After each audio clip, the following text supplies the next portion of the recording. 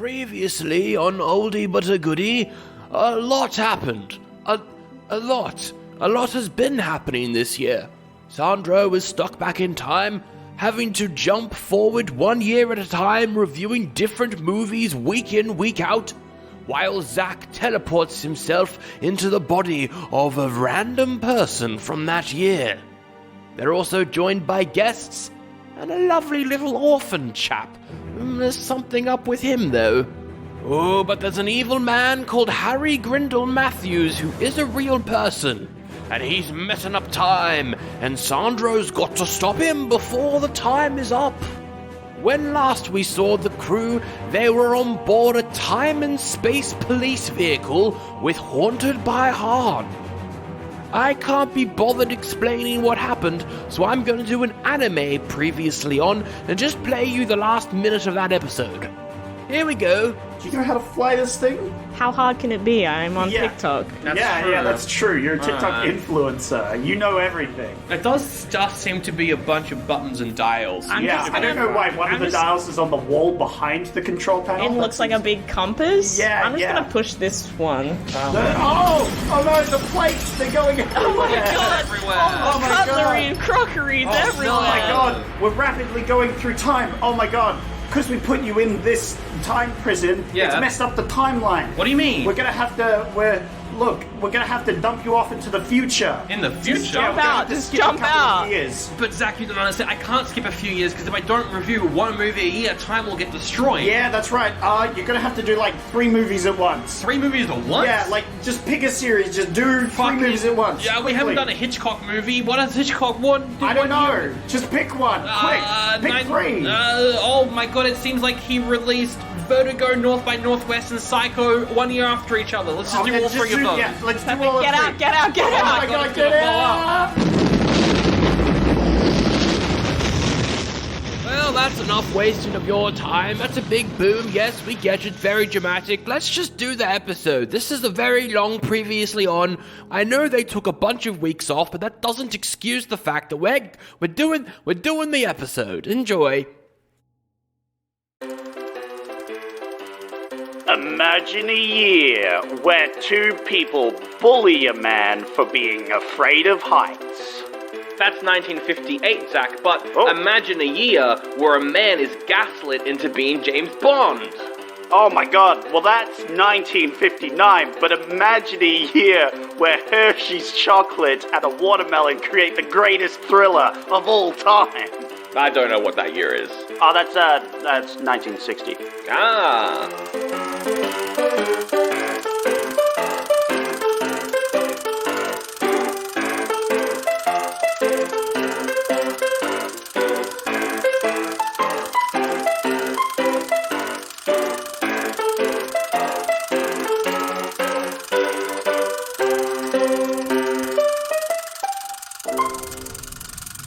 So I bet you're wondering what happened after the last cliffhanger.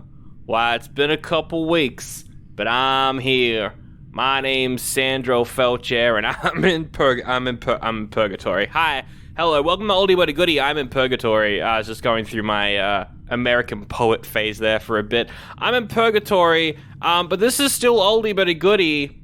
I'm in an escape pod. So I was in a spaceship. It blew up. And we all got into different escape pods, and we all kind of got sent out throughout space and time, and I'm in purgatory. I think time might be fucked, and I don't really know how to fix it.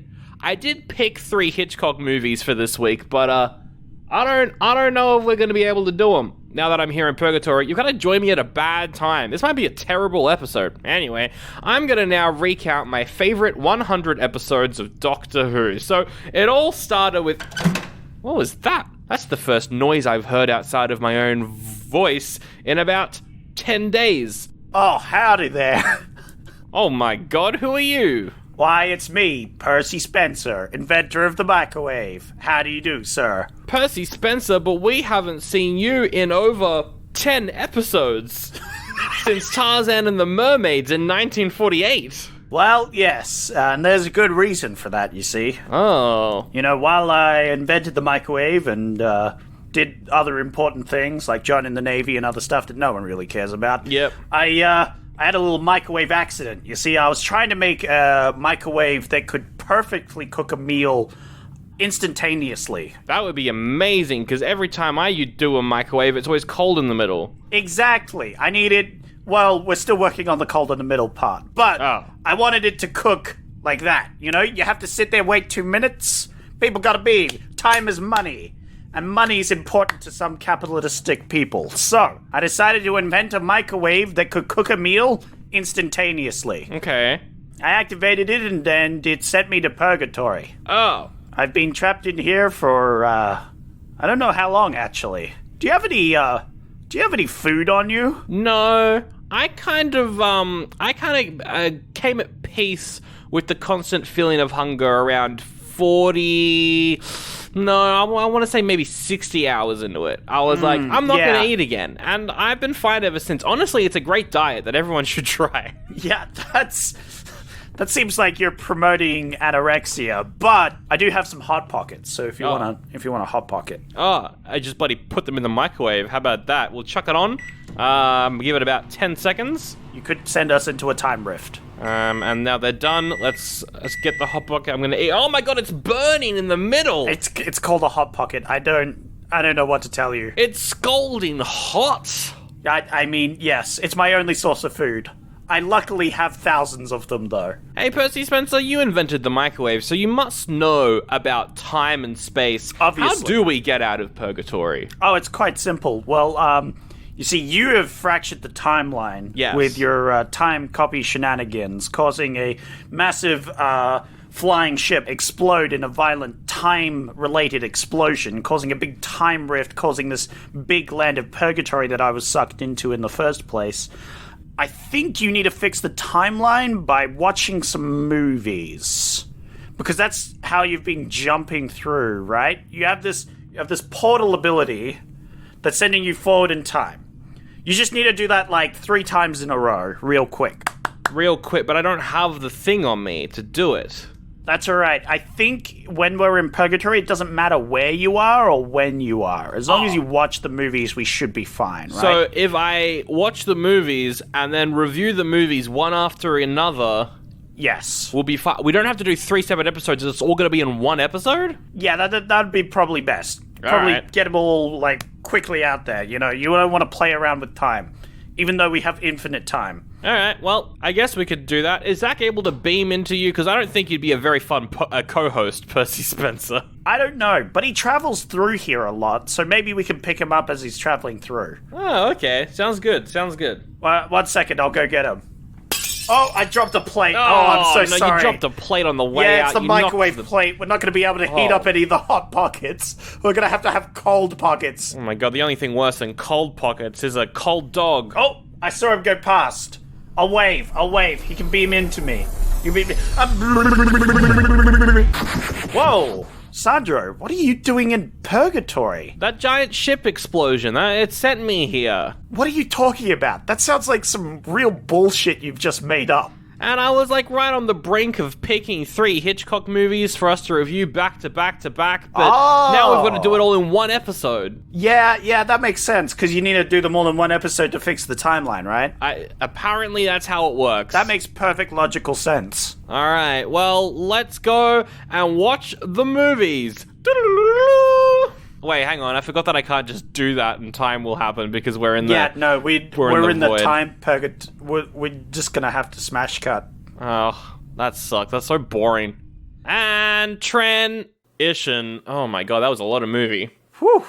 That was a lot. These are long movies. Why did you pick 3 of them? Well, we hadn't done a Hitchcock movie yet, and I was like, let's do 3 Hitchcock movies. Let's do 3 in a row of, like, some of the longest movies we've done this year. Well, he's one of the best, he's known as one of the best directors of all time. These are the 3 movies where I would say he really found his style.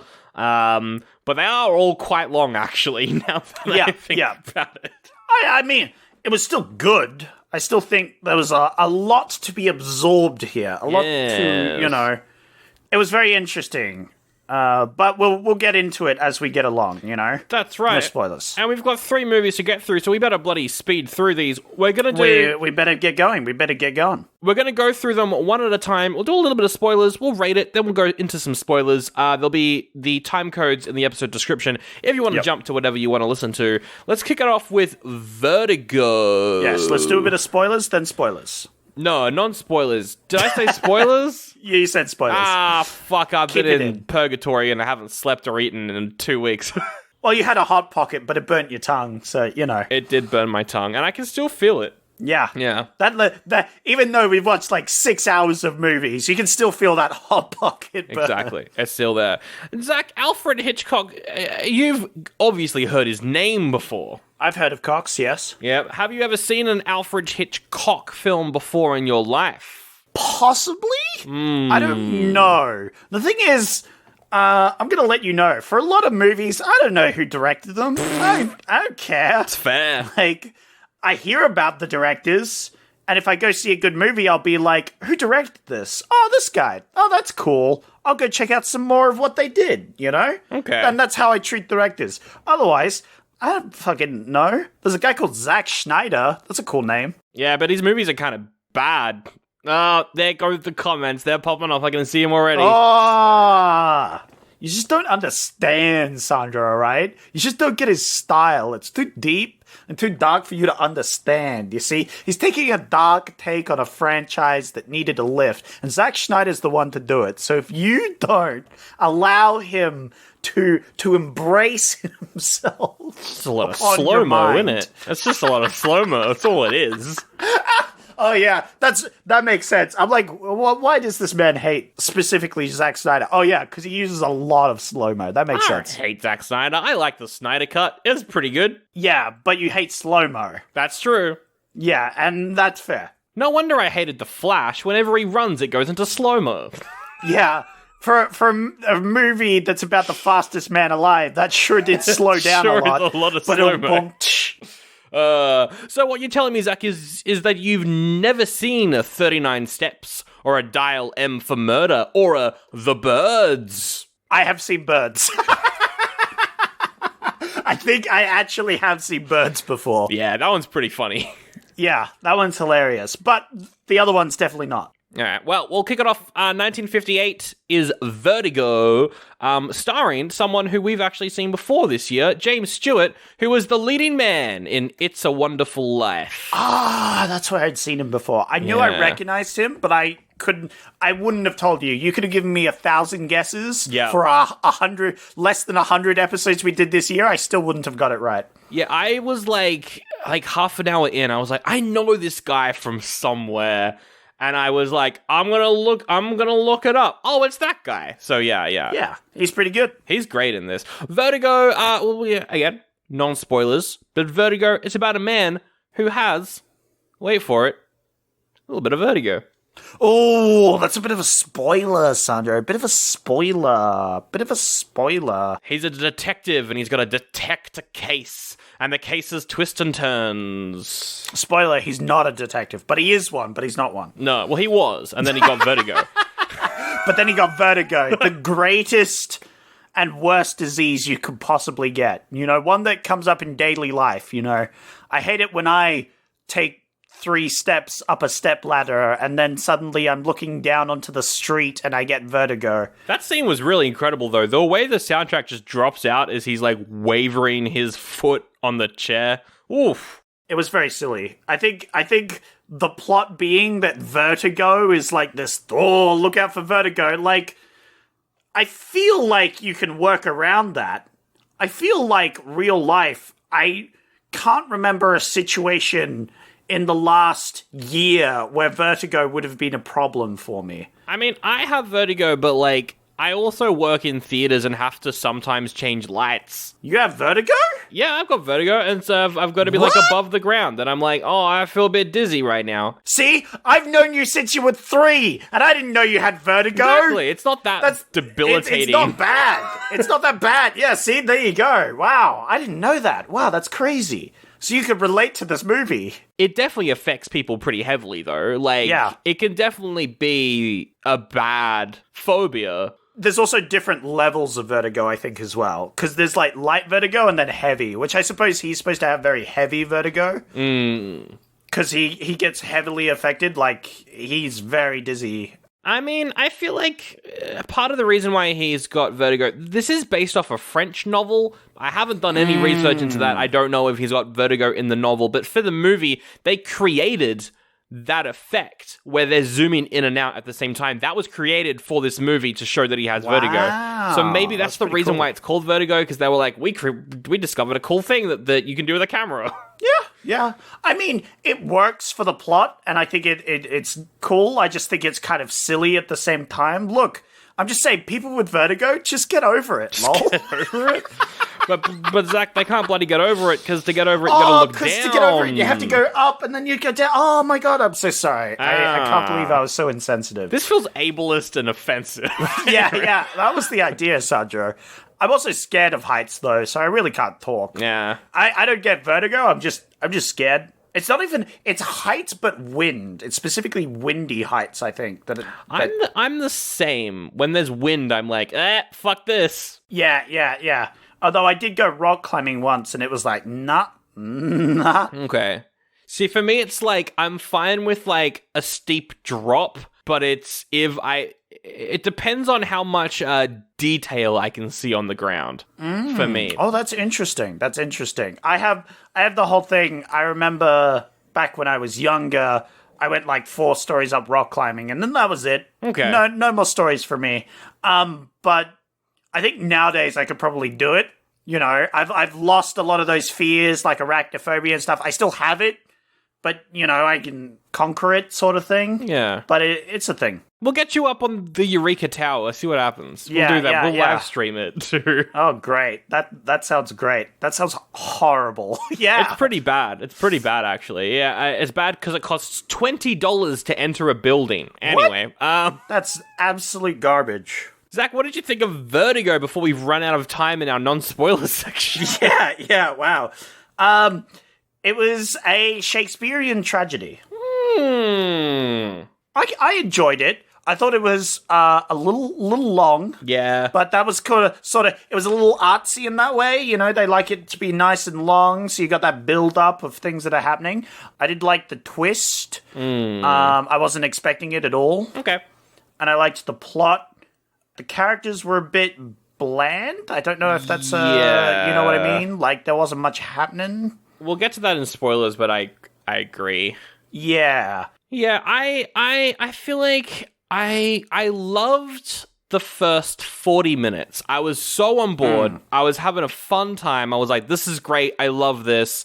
And then it started to trail off, I think because of the characters. Because the characters aren't strong. And there's some weird stuff here that we'll get to in spoilers where I'm like, if this was done slightly different, I think I would have really enjoyed this. But I do like all the twists and turns, and I think the acting's great. And I mean, it's a Hitchcock movie, so technically, on a directing scale, this is as good, if not better, than like a Nolan movie. It's as good as a modern day movie, like directing wise. The editing is rough, though. I don't know if you noticed some of the editing in this. There's some weird cuts. I remember one editing scene where a man trips balls, and it was great. That was good. There's one scene where, like, he's in the middle of saying something, and then they fade out the audio and then cut to another angle of him, and he's talking, but it's just a completely different tone. And I was like, that's weird. I think you definitely noticed the editing a bit more, as you are a editor. Yeah. And so you really notice that sort of editing mistakes, whereas they sort of flew under the radar a bit for me. But yeah, it's a Shakespeare tragedy, and so those ones can leave you kind of depressed. Oh, this movie is sad. So if you don't like that, you might not like this movie, but I thought it was alright. Okay. I don't always go for the, tragedies, the sad movies. They're not always my cup of tea. I'm usually going to a movie to just zone out, turn my brain off. Haha, funny.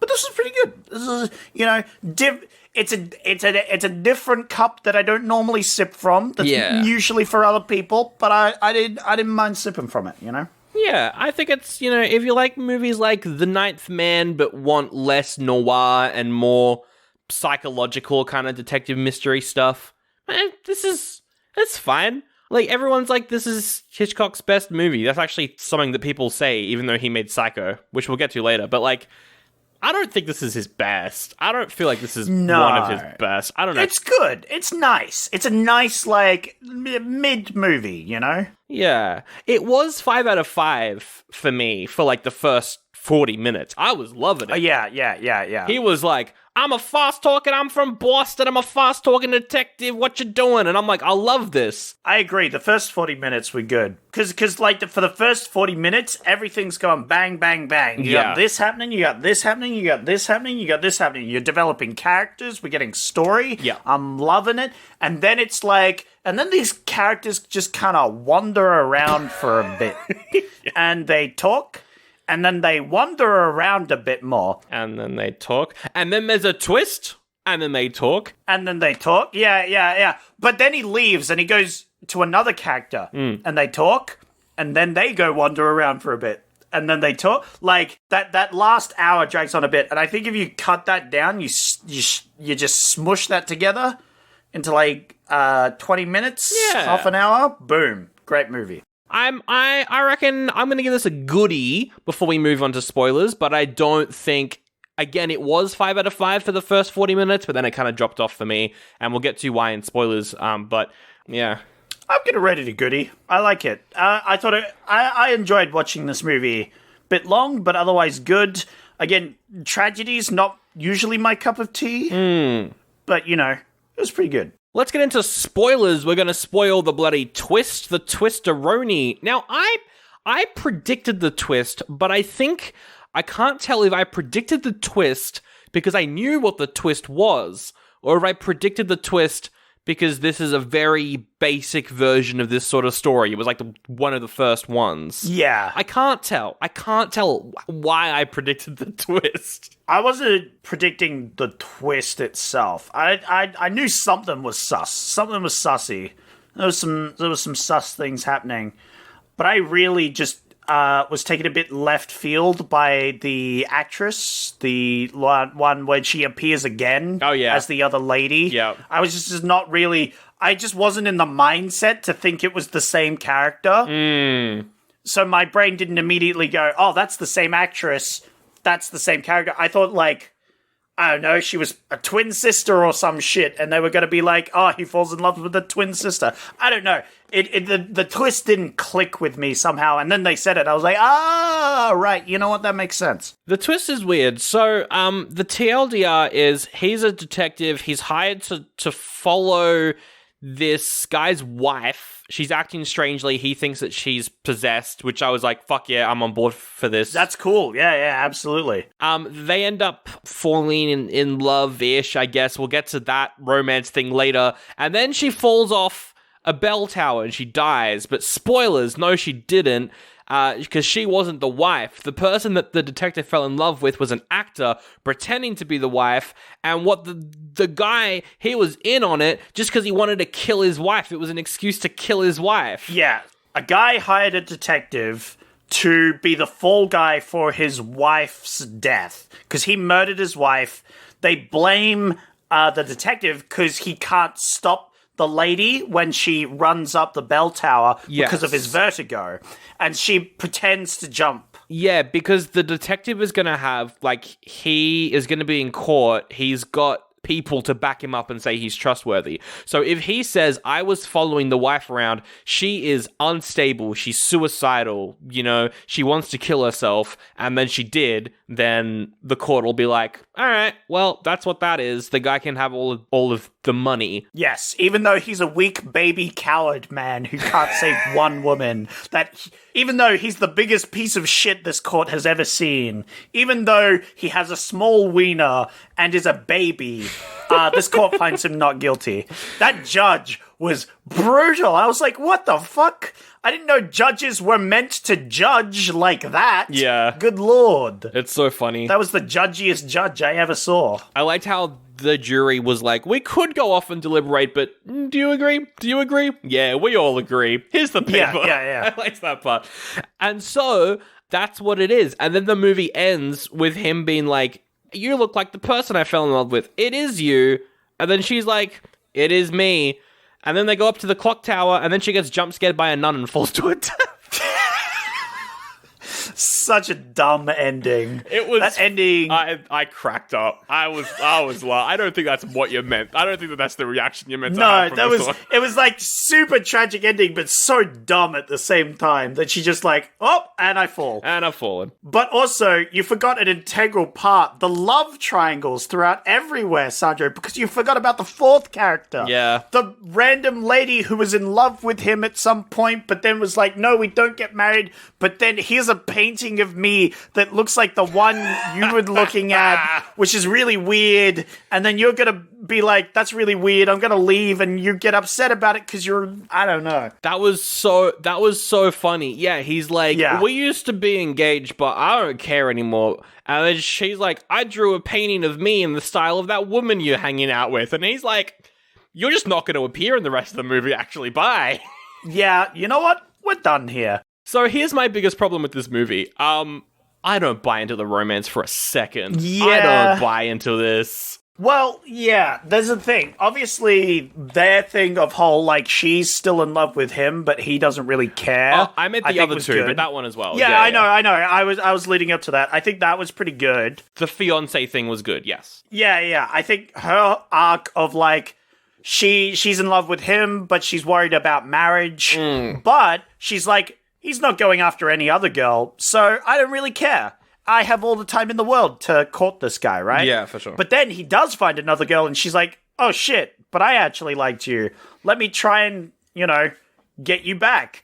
And then failing miserably and getting really upset. That was very realistic, very human, very dumb. She was the most fleshed out character in the whole movie, I think. Yeah, them falling in love was kind of forced by the film.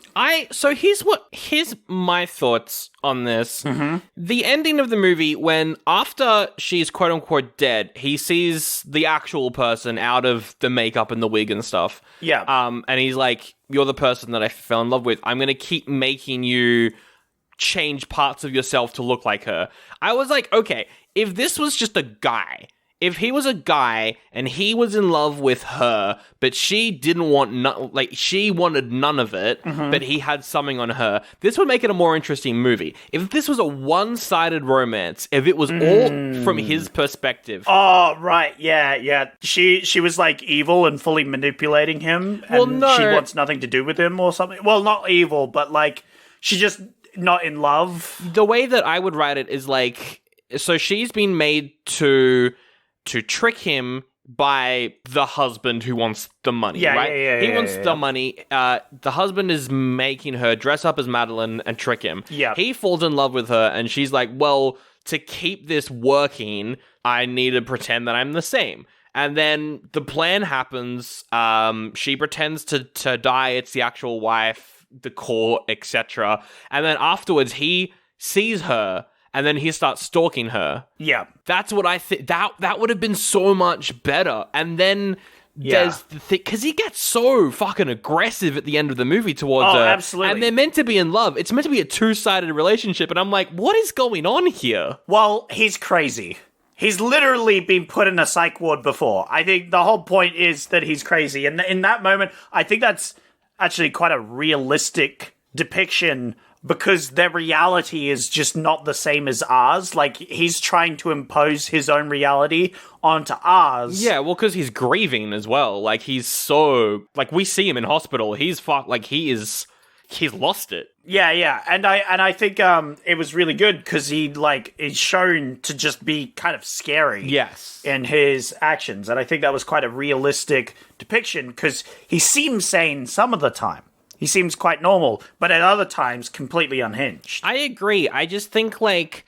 And maybe it's the soundtrack. The soundtrack swells during the last part. Not when he's yelling at her earlier, when he's making her change parts about herself.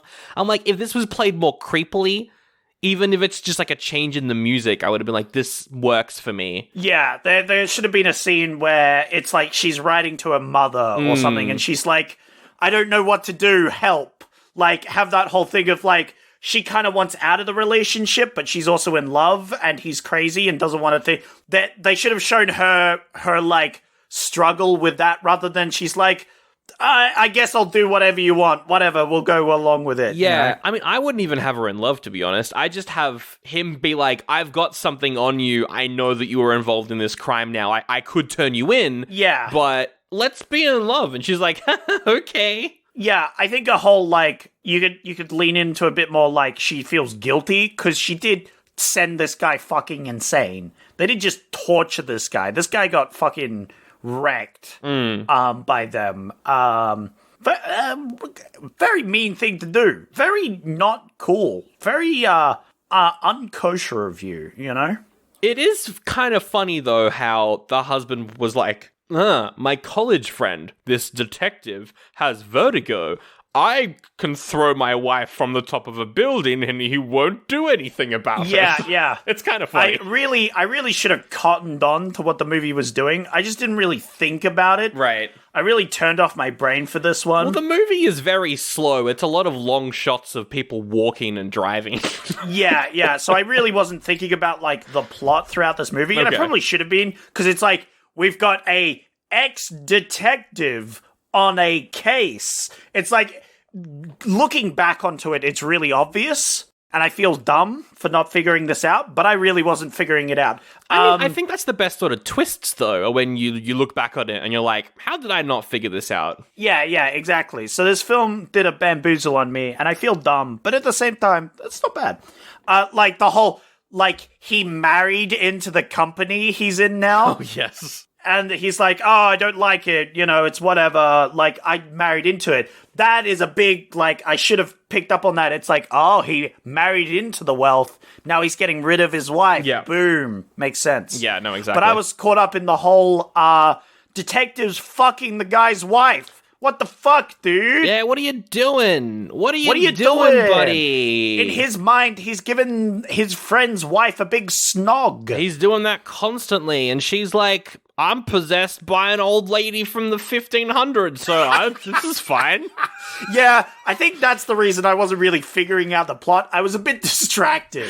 Yeah. I think the plot really distracted me with the whole, like, oh yeah, so there's this lady who killed herself in the 1800s. Anyway, I'm that lady. I'm crazy. I loved how this is a possession movie, kind of, for a little bit. I was wrapped up into it. I thought there was a bit more fantasy. Obviously, it's revealed it's not. Yeah. And it was all a big bamboozle, but I was like, oh my god, this is crazy.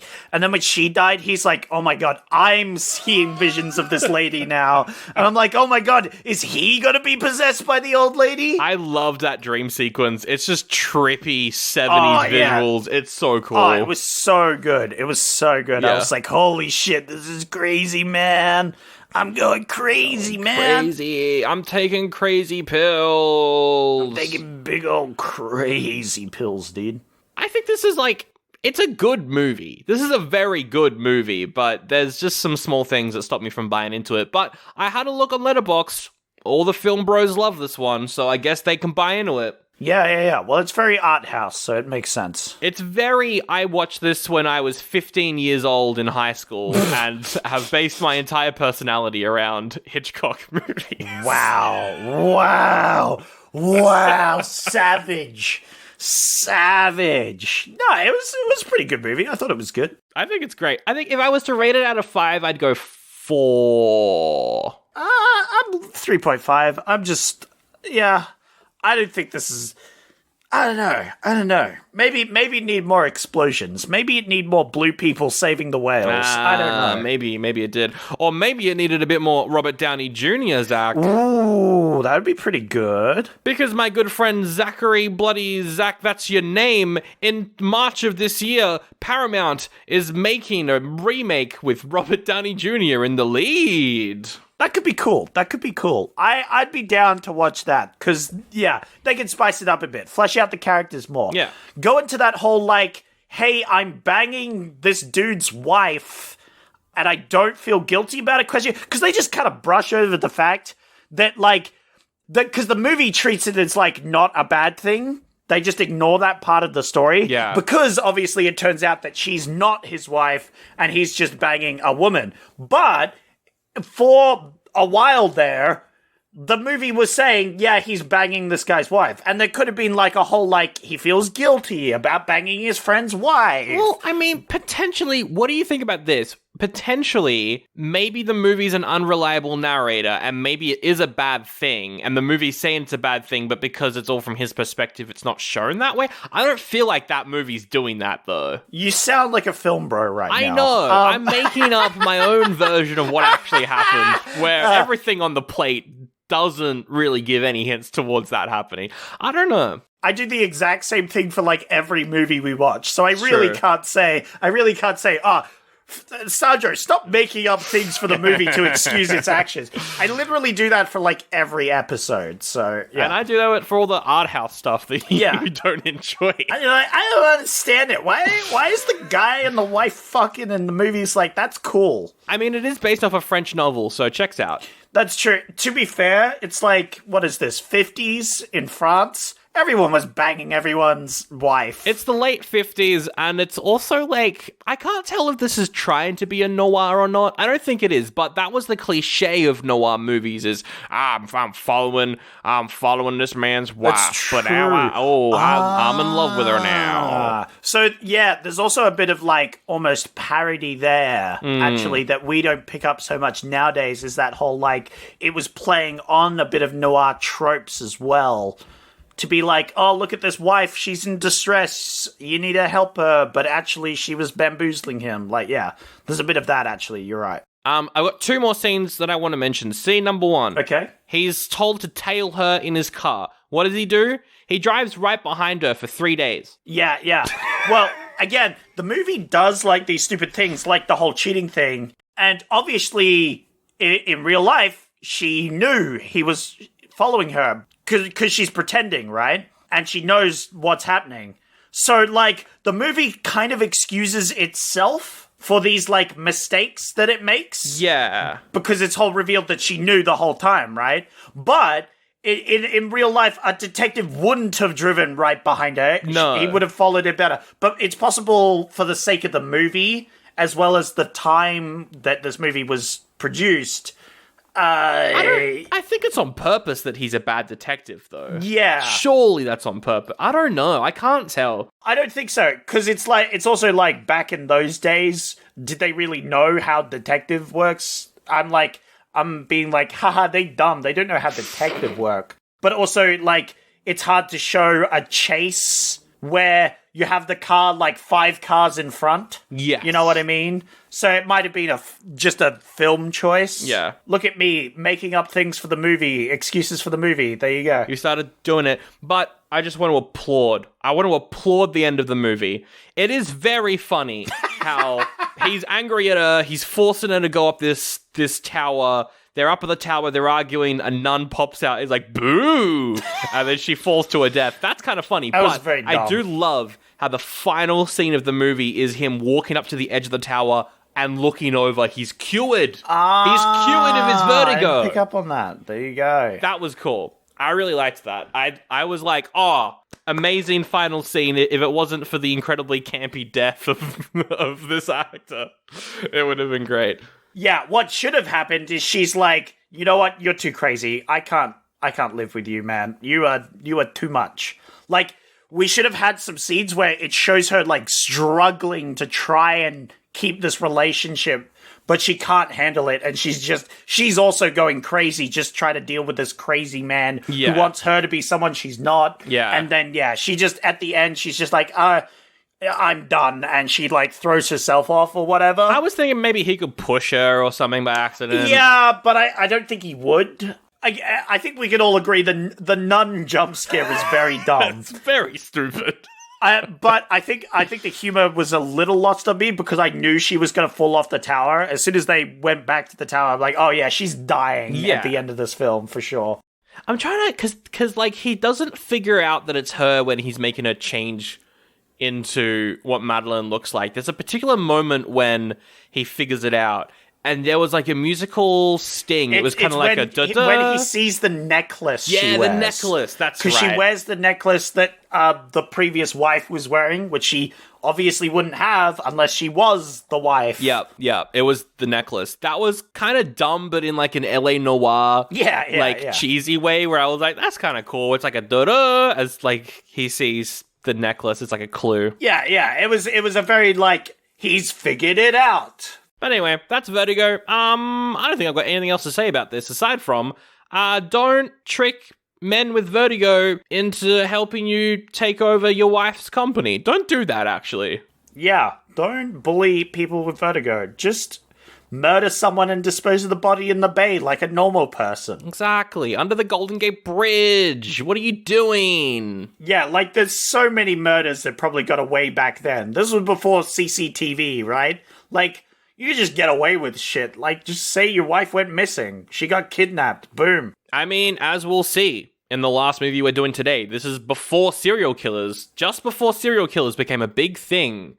Because 1960s Psycho made people become serial killers. That's what it's a joke on the whole thing. There were no serial killers before then. There were none before Psycho came out. And that's why we need to stop this satanic material coming to our screen. Speaking of satanic material, I think it's time that we move on to the next movie, don't you? A spy film called North by Northwest. As we all know, all James Bond films are satanic. Yes, this is essentially a James Bond film, but we'll get to that after this ad break.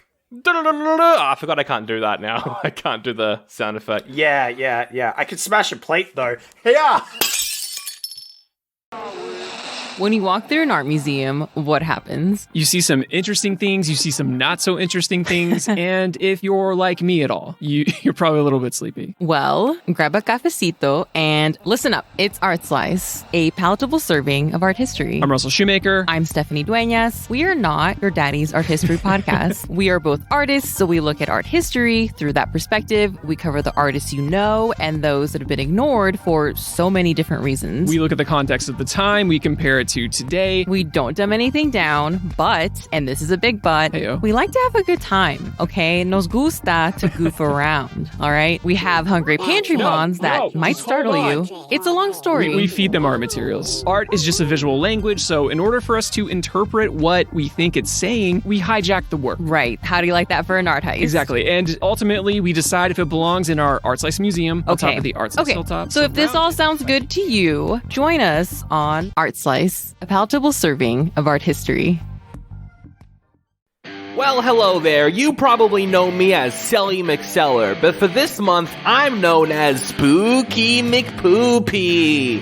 If you're looking for some good Halloween scares this October, go over to patreon.com/oldie but a goodie pod, where Sandro and Zach are reviewing the Troll movies. Starting with Troll from 1986. If you're scared, skip this part, because here's a spooky clip. Now, I already knew going into this movie that Troll 1 is popular because the characters are called Harry Potter. Yeah. Is this coincidence that this, 1980s-ish movie that possibly a young J.K. Rowling could have seen, that is a fantasy movie about having a parallel world that no one knows about that's full of magical creatures and magic. Yep. And having a main character called Harry Potter. Harry Potter, yeah. That gets suddenly thrown into this magical world. Yeah.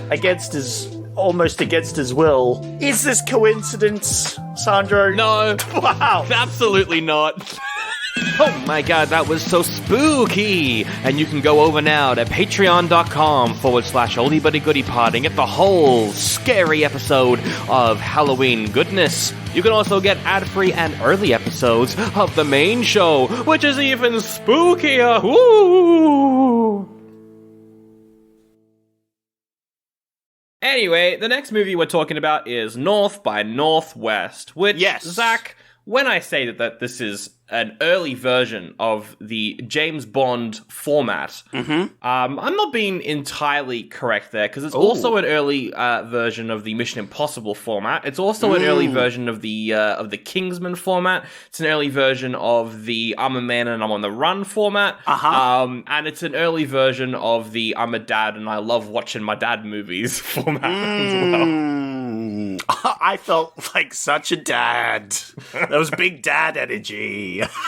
This film is about, so it's a guy who works in finance. We'll do non-spoilers, then spoilers again, but he basically accidentally becomes a spy. He's just a guy, and then he's in the wrong place at the wrong time over and over again, so much so that he gets embroiled in some mystery and crime. It's pretty great. This is definitely your sort of movie, more so than Vertigo. That is true. Yeah. Look, it definitely appeals to me more.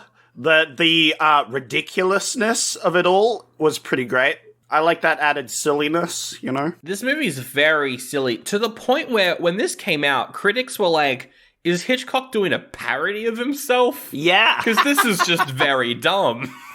Yeah. But it was funny. It was like a straight-laced man in a very silly world. Like, and it's great because he just gets gaslit a lot. Everybody's like, what the fuck are you talking about? Yeah. You know, you sound insane. And he's like, well, I do sound insane, but... Yeah, like, there's a point where he's already aware kind of what's going on. He's like, I'm going to do some investigating myself. And then he does that. But then he just... proves to the bad guys that he is who they think they are by doing this investigation. It's just, it's consistently very funny. I don't think this movie really slows down at any point either. No, it's good. It's longer than Vertigo, but it's really fun. And also, it is just James Bond. This is just a James Bond movie, basically. Absolutely, but I would say better than all of the James Bonds. They all suck. All of them. Even Moonraker when he goes to the moon. Possibly not Moonraker because he goes to the moon, but only because he goes to the moon. But this is also like before, I mean, the James Bond TV movies are a thing at this point, but this is before Sean Connery started the role and kind of that it became popular there. So, I don't know. It's like that weird middle point between spy stuff being noir and spy stuff being dumb blockbuster. It's like right in the middle of the two. Yeah. I really enjoyed it. I think it's a great film. I was very entertained throughout, even though it was quite a long film. I thought it was quite well done. I did have some points I was going to bring up, but they are spoilers. Okay. So I just say, if you like any sort of spy film or just a comedic film, you should watch this film. It's a fun time. It's a bit of a, it's a thrill ride. It's got some fun stuff along the way, and you'll have fun. I do have a couple things non-spoilery to bring up. First of all, this is an MGM movie, so it's got a pretty bigger budget than Vertigo. The editing in Vertigo was weird. The editing here I thought was really good. But because it's MGM, they like to reuse a lot of sets. And when they're walking around the forest near the end of the movie, that's just Oz. Oh, they're walking around Wizard of Oz? Yeah, they are. Oh, that's awesome. I didn't realize that. That's great. They reuse a bunch of sets. I think like the houses from other Hitchcock movies as well. They reuse heaps of stuff in this. You know what? It makes sense though, because in the Wizard of Oz, the trees are in the background because you're walking on the Yellow Brick Road, right? Yeah, mostly. Aside from when they come across the Scarecrow and stuff, I think. That's true. But then in this film, they're walking amongst the trees, so it's harder to tell that they're the same set. But that's quite clever. That's good. It's pretty good. And the other thing to bring up, and I hate to keep coming back to this point every time we do a movie, Zach. Here we go, Sandro. So the character, the lead character, his name's Roger Thornhill. He's played by Cary Grant. Really good. I think he's great. He's good in the role. Oh, brilliant. And he was like 45 when he was making this. Now, he looks fantastic in the role. He's just this middle-aged guy who's got no idea what he's doing. Yeah. Very funny. But you could, if you looked at him and someone told you he was a secret agent, you could believe that. He looks like a mixture between Sean Connery and Roger Moore. He looks like a James Bond. Yeah, exactly. He could easily be a James Bond. Or just a regular guy.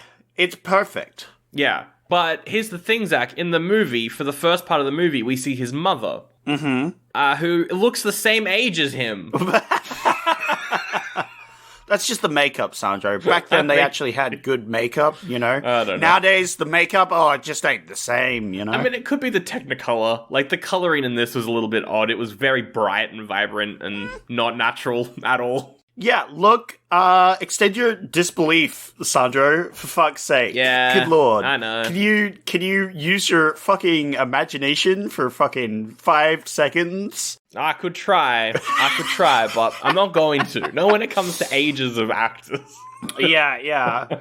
It was actually a art house decision that they made them the same age because it was to show that they have the same age of maturity. I mean, I was gonna, like, he seems like still like a child, though. He lives at home, which is fine, but in the late 50s, a 45-year-old businessman living at home is very unheard of. Yeah, I think there was, it happened. Or maybe she was sick, who knows? She didn't seem sick. Yeah, I think it really depended. I think, like, if your child became wealthy after you came from, like, middle wealth, then you might move in with them. Yes. To get a better... I think that's what was happening. I don't know. And live then. Yeah. Sounded shit. Is there anything else on spoilery to mention? This film's really well shot. We see a lot of, like, long, far away shots of stuff. There's one where, like, he's running out of a building. It's all, like, top down from, like, the highest level on the building or something. It looks like those early, like, GTA games, the top-down ones. Yeah. Which was really cool. There's obviously the scene, the popular one with the airplane. That's classic. That's the scene everyone knows and remembers from this. That was amazing. That scene's incredible. Shall we jump into some spoilerinos then? I reckon we should. I'm giving this a goodie. This is a big goodie. Absolutely. I will give this a goodie. I think this was my favorite out of the 3 we watched. Okay. But, like, Psycho's, you know, pretty cool. But, like, this one I was like, oh yeah. I was just waiting for the main character in a shootout to bend down and grab up a penny. And that was the only thing missing. I think all good spy comedies should have a guy in a shootout pick up a penny. That would be so funny if Leslie Nielsen in the lead of this. Yeah. So good. Let Leslie Nielsen. I got that sort of vibe. This is like if Leslie Nielsen was just playing it completely straight the whole time. Yeah. Which I think, obviously, Leslie is way better when he's like, half the time he's completely straight and half the time he's completely off the wall batshit. Yeah, you know? yeah. And it's great. I love it. It was a good time. All right, 2 goodies for North by Northwest, more like a goodie by goodie. Oh, got him. Some positive reviews. Let's get into some spoilerinos. Spoilerino number 1. There's a sexy spy assassin lady. Oh my god. Sexy spy assassin. And let me tell you what. The dialogue in this movie is incredibly steamy, incredibly saucy. A lot of lines. Their flirting was great. It was pretty hardcore, and I think set the tone for James Bond movies, that's for sure. But, Zach, would you believe me if I said that a lot of that was overdubbed because originally it was even more explicit? Oh, my! And they had to change it for censors. I didn't know that. I'd love to see the original scene with the original audio then, because that would be great. The main one is when they're in the dining car and she's like, yeah, I never discuss love on an empty stomach. That had to be dubbed over because originally she was like, I never make love on an empty stomach. Just like really flat, just saying exactly what's happening. But there was some other cases as well that popped up, which is pretty funny. Very flirtatious, very fun. I did call that she was going to be the good agent, like, immediately. I was like, oh, yeah, she's working for the good guys. But then it was like, oh, no, she's with the bad guys. And I was like, oh, was I wrong? And then the movie was like, no, you were right, Zach. And I was like, I was right, Zach. Yeah, there's a lot of, like, double agents kind of betrayal, but then it's not really a betrayal. There's a bunch of that in this. Yeah, this was great. I love the sort of, like, mistaken identity that they have at the start.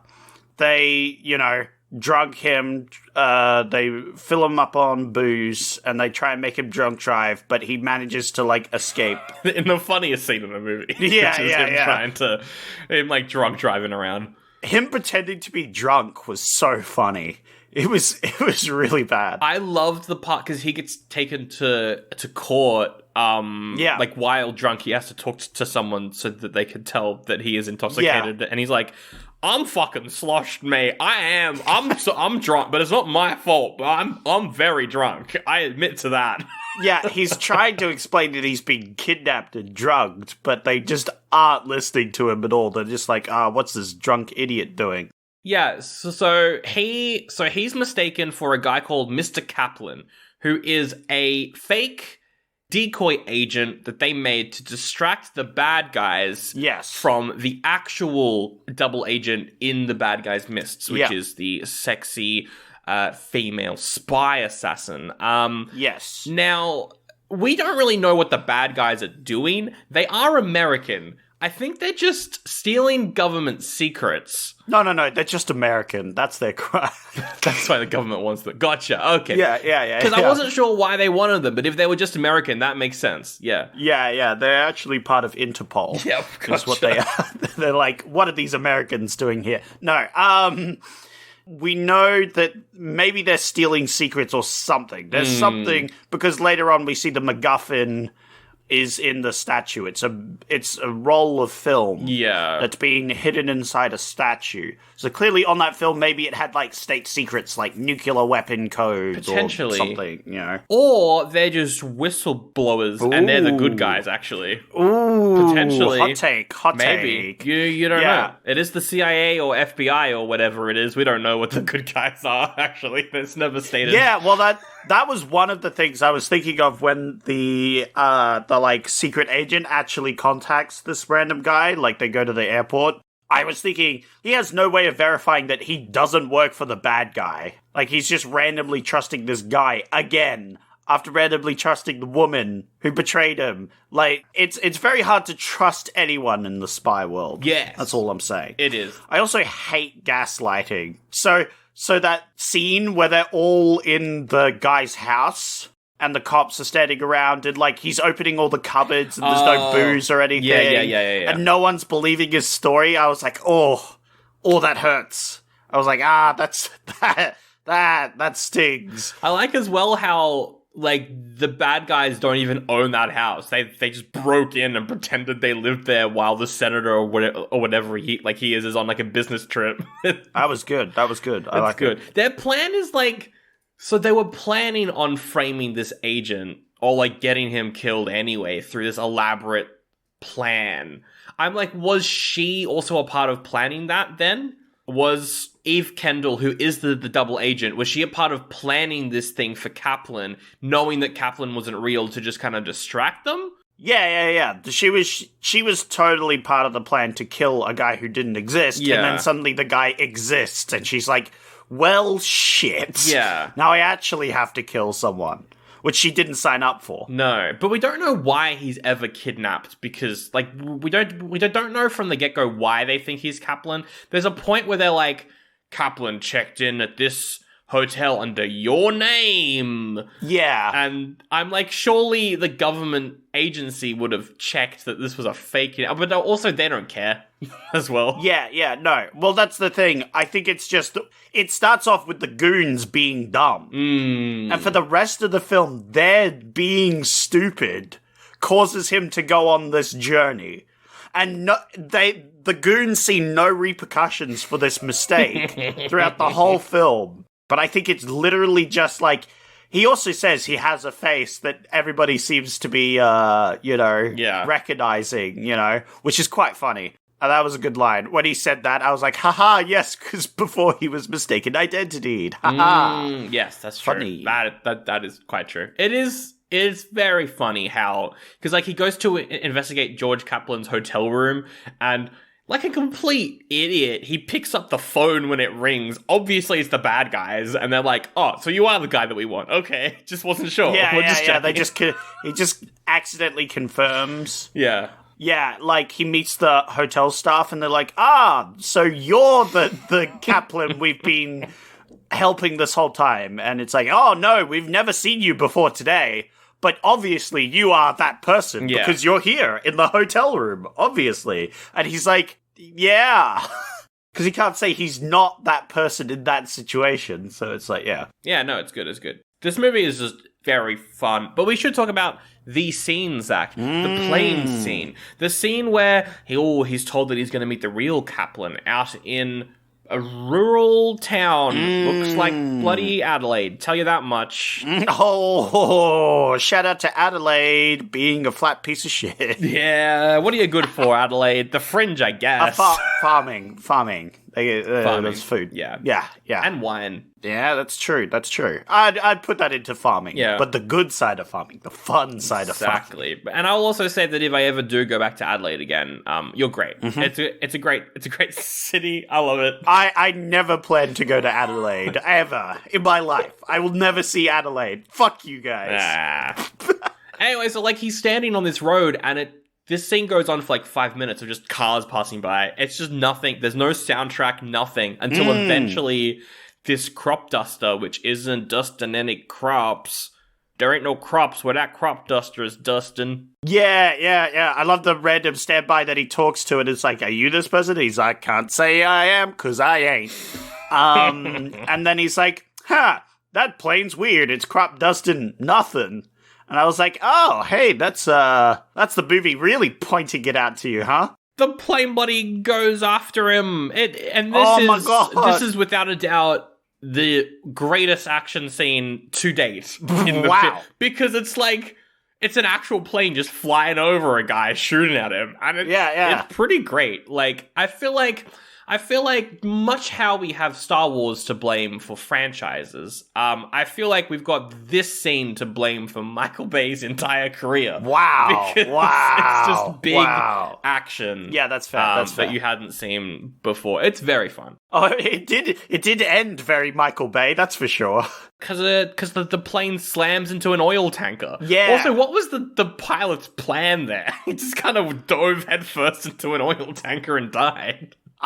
Look, there's a lot of dumb from the bad guys. Again, mistaken identity, you have that plane. Like, this is a cool scene. It's great. You got the plane diving in, he, like, stops a truck, he, like, nearly gets run over, and then the plane crashes into them.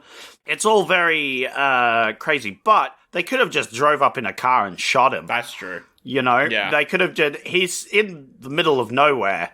You can't just do a murder. This is true. You could just do a murder. It is Adelaide, after all, and that's where all the stabbings happen. Yeah, it's true. So, like, for most of their film, their kills are very elaborate. Except for that one time where they throw a knife at a diplomat. But anyway. They throw a knife at a guy in public as well. It's just out in public. They just, And no one sees the guy throw the knife. Well, they all think that it's the main character stabbing him in the back. Yeah, because like an idiot, he grabs the knife. Yeah. Like, that was the dumbest thing he could have possibly done. And the movie ends on the fucking, what's it called with the four faces? Mount Rushmore? Mount Rushmore. It ends at Mount Rushmore, which was funny. Because again, it set the tone for like big final action set piece at an iconic location. Here's a note. So they have the spy lady, right? Who's there to listen in on him.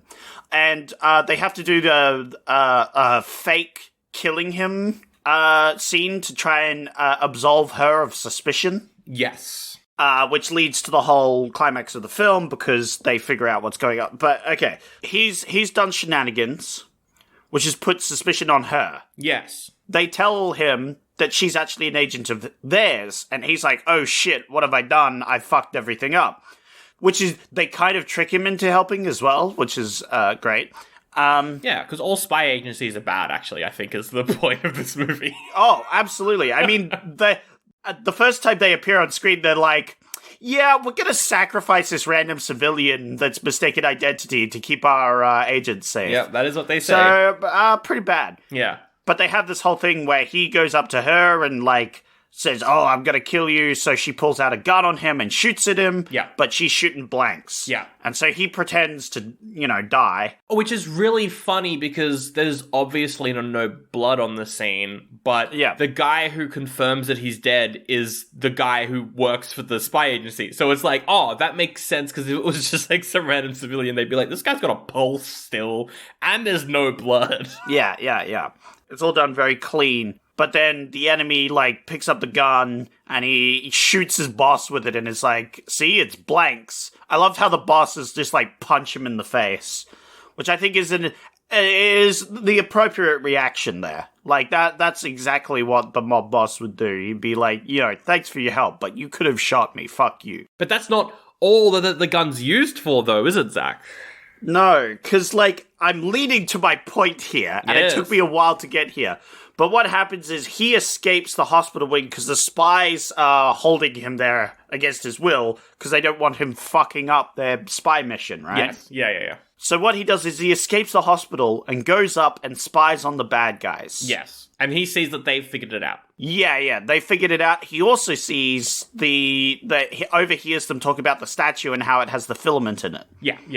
Now, if you'd just taken her out of this element and they just had some guy at the window listening in on their conversations, they would have found out this information, right? Yeah, but they're dumb. These spies are dumb. No, but I'm just saying, the bad guys are also dumb because they just have a guy listen in on their conversation outside. They have no guards. They don't have any guard. You're right. It's literally the sexy double agent. It's the main bad guy, it's his one goon, and then just a housekeeper. And that's it. Yeah, that's it. That's what I'm saying. Which leads me to believe that this is a whistleblower. Because I'm this isn't a big spy ring or a drug cartel or some terrorists trying to do some shit. You know what I mean? This is just a guy with a couple friends.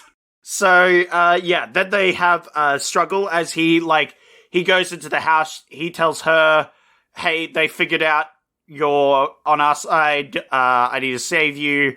And then she goes out, and then he gets held up by the housemaid who sees him. But he figures out she's using the same gun for the third time that has just blanks in it. Very funny. It's the funniest scene where, they're going to a plane and they're gonna chuck her out of the plane. She knows this, so is always looking over her shoulder on the walk to the plane, waiting for him to rock up.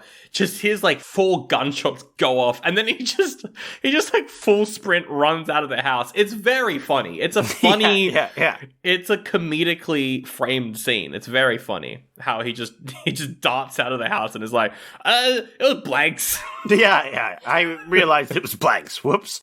And, then they have the fight on Mount Rushmore, which my only gripe with the film, my one gripe, my only gripe with this film. That's right, I have one gripe. You love this movie aside from this one little gripe.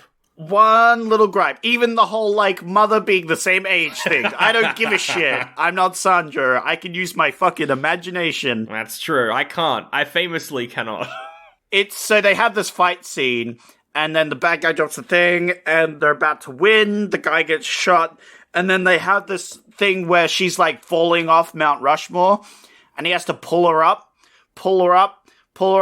and they're in their cabin in the train, and it's the end of the movie. That's it. Bye. Yeah. And I was like, what? Well, because there is a reason for the rushed ending. Ah, okay. MGM were like, Hitchcock, make this 2 hours. And he's like, I need an hour, 2 hours and 15 minutes. And they're like, fine. So I feel like it was rushed because of the studio. Yeah. It was definitely, but it was such an abrupt ending.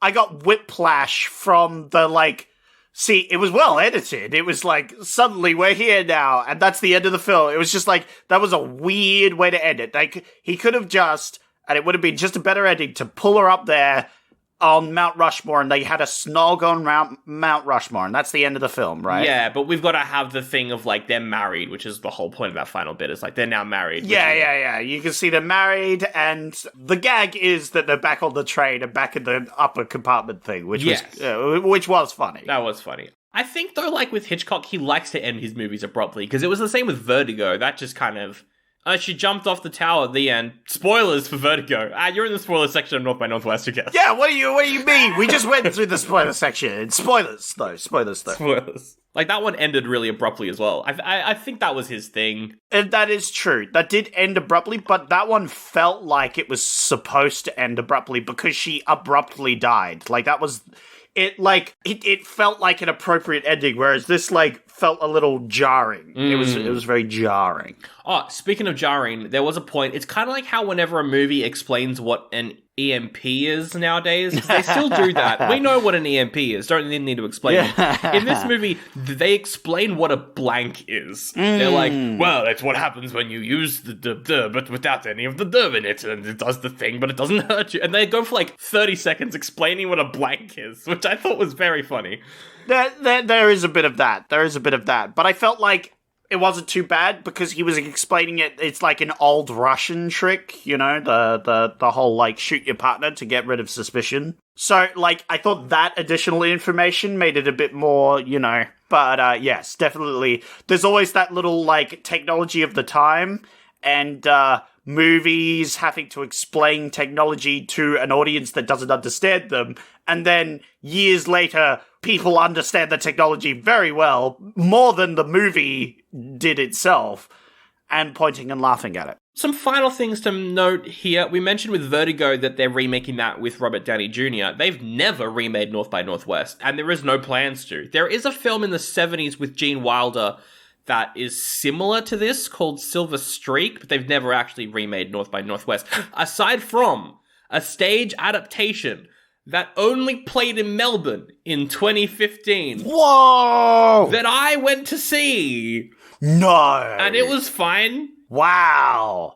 That's crazy. So they did the whole, like, gaslighting thing on stage? They did everything on stage. All the action scenes on stage as well. I can't remember how they did the plane thing. I think it was a video in the background, and then he was acting on stage, I think. Wow. Oh, wow. For the Mount Rushmore scene, though, it was so funny. They had a projector on the side of the stage that they would put, like, some slides in and stuff, like, the backgrounds. But it also had a space for, like, people to, like, put their heads up against it. So whenever you wanted a phone call, you could have the actor on stage and then also project the guy's head on the background to show who he's talking to. For Mount Rushmore, 4 stagehands just stood next to each other, cheek to cheek. And it was very funny. And they did the final action scene on those 4 guys' heads. That's awesome. That's so good. I can't believe you saw it. I feel like I'm famous now. You know, I know someone famous who saw the one Melbourne production that ever existed. The singular one. It was fine. They played up the comedy a little bit too much, I think, with that one. Oh, okay. Yeah. But also, yeah, like, this movie is really comedic. But if you have a look at it, it's written by a guy called Ernest Lehman, who was known pretty much exclusively for doing musicals. Which is so odd. He did The King and I, he did The Sound of Music, he did West Side Story, he did Hello Dolly.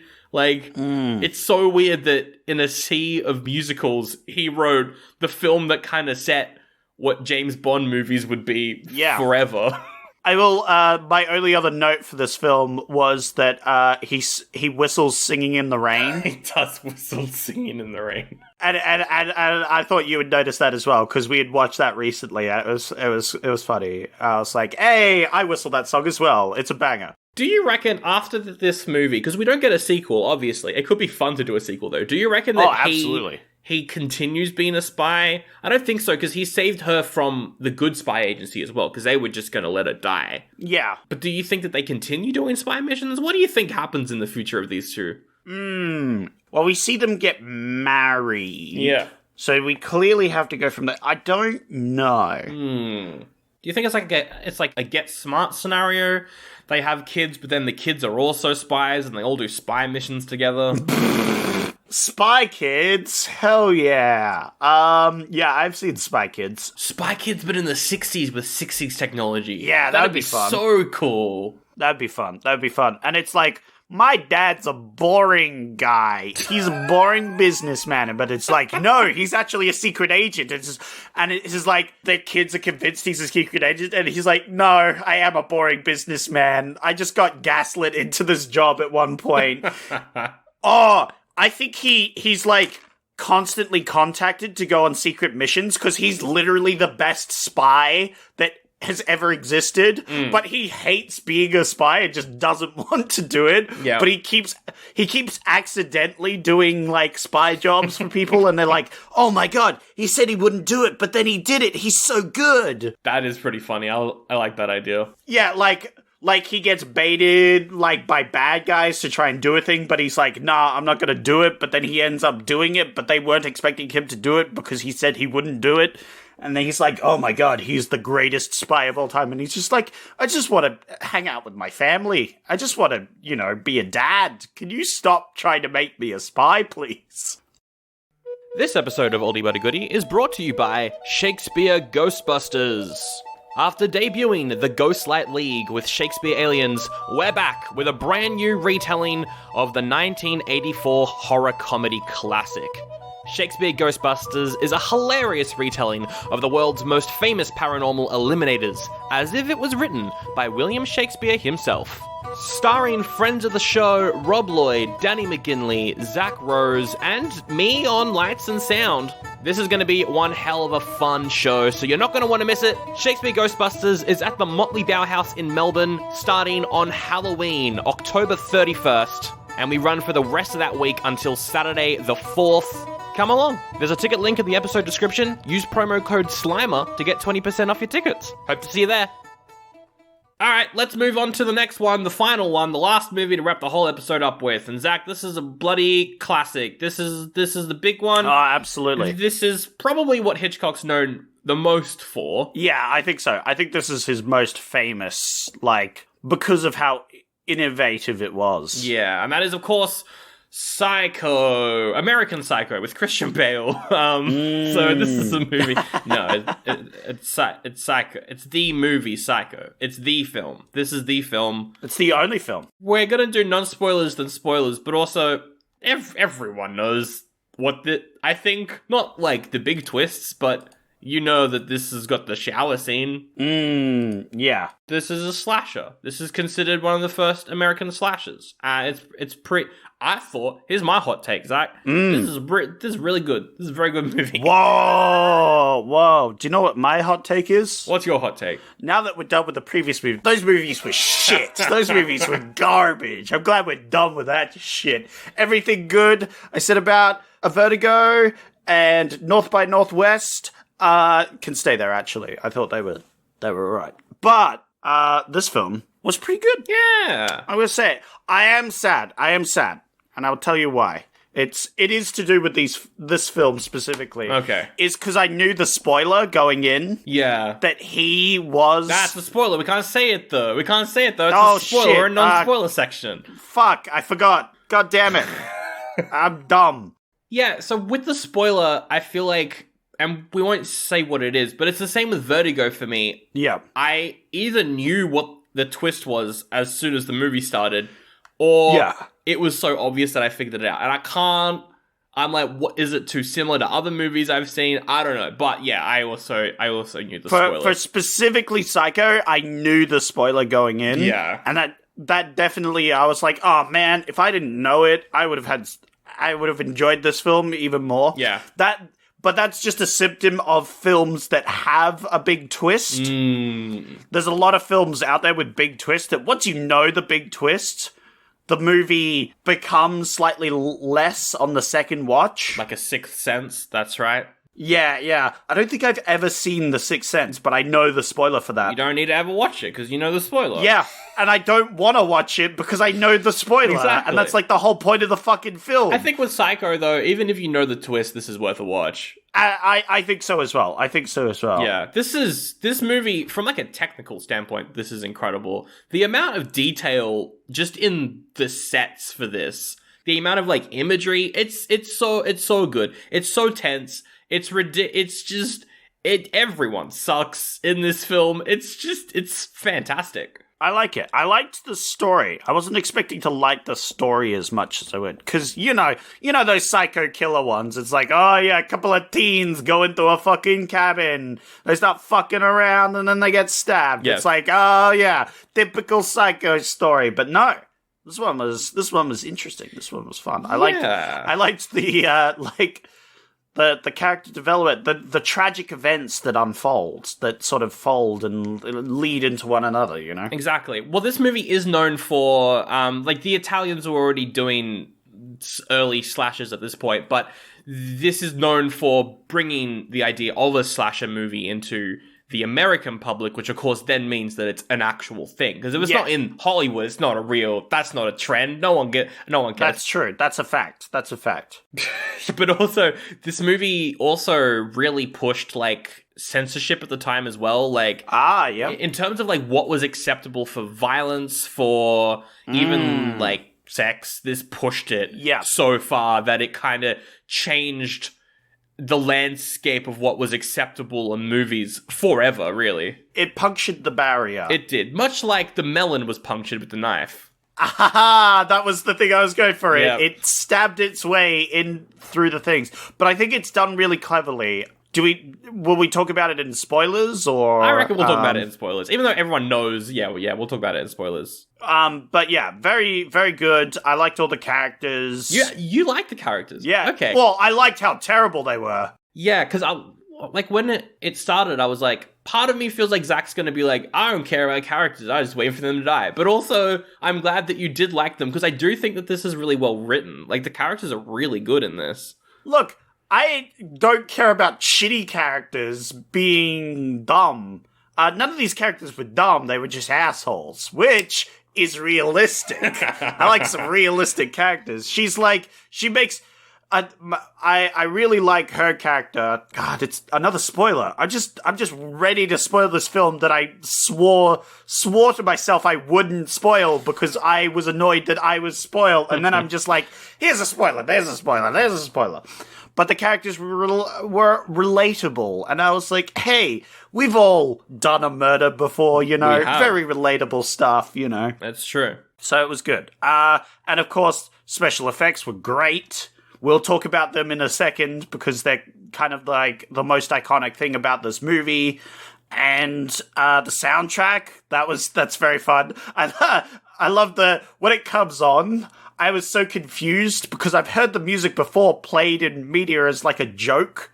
For me, I relate the music to comedically used as a parody. Oh, I gotcha. Kind of like the Jaws theme and how that was then parodied so much. I gotcha. Exactly. Because it's such an iconic music soundtrack, I've heard it so many times before, but never in its actual context. Yeah. So it sounded almost weird to me, but it was also amusing, and it's very good. Yeah, well, fun fact, Zach, the music is by Bernard Herrmann, who did do the soundtrack for Vertigo and North by Northwest as well. He did all 3 films. Ah, there you go.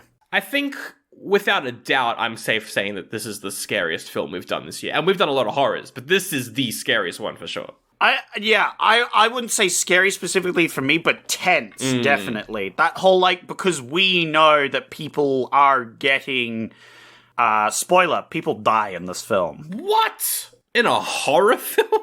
Yeah. And we know they're dying, and they're essentially doing the thing where everyone's like, no, don't do that, you're gonna get killed. Oh no! My God. But then the characters do that. Yeah. But I didn't feel like they were doing it because they were dumb.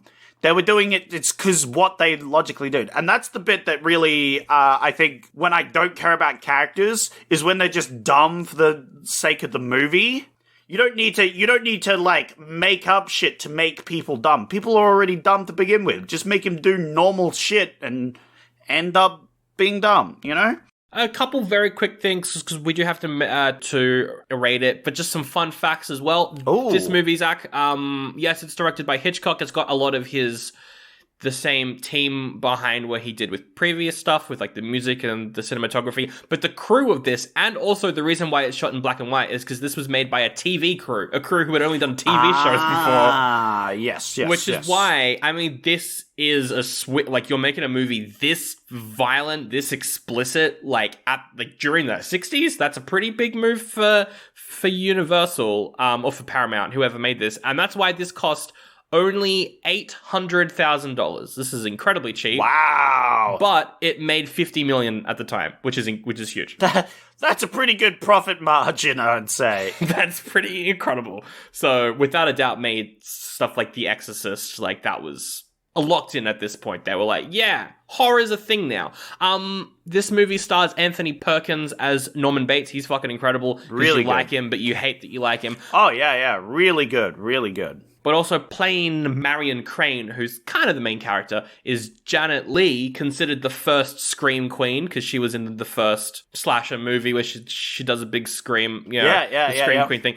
Her daughter is Jamie Lee Curtis, who is she's Laurie in Halloween, who is known as the first franchise Scream Queen, because that movie set off the whole slasher craze in the 80s. I'm gonna do that fan like yeah, scream. That's pretty cool. I think that's really cool. Yeah, I think that's really cool. And I think they were in a movie together at some point. Yeah. I think it might be one of the John Carpenter ones, not Halloween. I think it was The Fog, which is spooky pirate ghosts. That movie's really fun. Anyway, I'm going to give this, without a doubt, a solid goodie. I'm trying to decide if this is my favorite movie of the year so far. It might be. I don't know. I can tell you, I think out of these three, I think I'd go Vertigo, North by Northwest, and Psycho.